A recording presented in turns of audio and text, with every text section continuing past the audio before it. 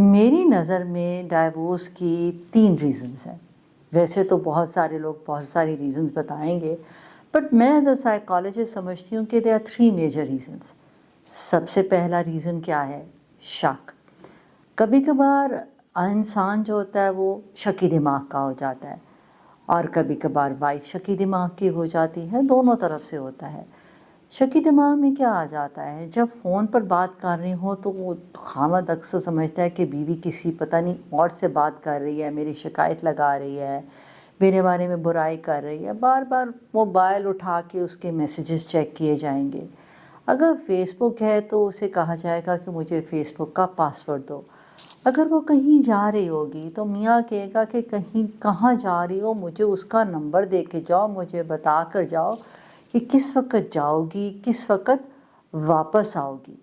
اور کبھی کبھار اگر کوئی بات جنرل بات ہو رہی ہو تو اس کو غلط اینگل سے لے لیا جائے گا، اس کی انٹرپریٹیشن غلط کر دی جائے گی، ان کے شکی دماغ ہوتا ہے. دوسری ریزن کیا ہے کہ اگر لو میرج ہوتی ہے تو ایکسپیکٹیشنز جو ہیں لوگوں کی بڑھ جاتی ہیں. وہ یہ سمجھتے ہیں کہ شادی سے پہلے جیسے وہ ملتے تھے اور ایک رومانس ہوتا تھا، وہ سمجھتے ہیں شادی کے بعد بھی وہی چیزیں رہیں گی، پر ایسا نہیں ہوتا. اور اگر ارینج میرج ہو تو ارینج میرج پہ تو ہمیں یہ بھی نہیں پتہ ہوتا کہ لڑکی کیسی ہے، لڑکا کیسا ہے، کیونکہ جب شادی ہوتی ہے تو 2 بندوں کی نہیں ہوتی، 2 خاندانوں کی آپس میں شادی ہوتی ہے.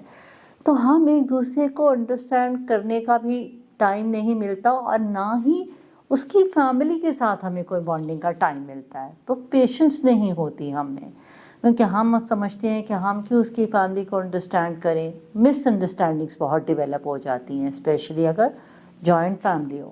تیسری وجہ پیرنٹس کی انٹرفیرنس. کیا ہوتا ہے کہ لڑکی اکثر اوقات اپنے ماں باپ کو اپنی شکایتیں یا خاوند کی جو مس انڈرسٹینڈنگز ہوتی ہیں، لڑائیاں ہوتی ہیں، اس کے بارے میں بتاتی ہے.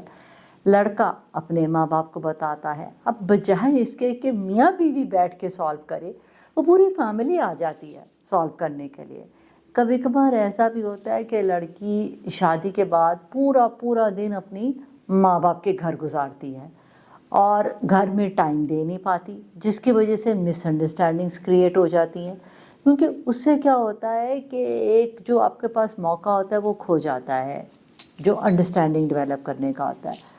تو پیرنٹس جو ہوتے ہیں وہ آ کے بجائے میاں سے بات کرنے کے، دونوں فیملیز آ کے ایک دوسرے سے جھگڑا کر رہی ہوتی ہیں، اور بجائے اسے کہ میاں بیوی بیٹھ کے ریزالو کریں، وہ پیرنٹس بیٹھ کے ریزالو کر رہے ہوتے ہیں. یہ بھی بہت ایک میجر وجہ ہے.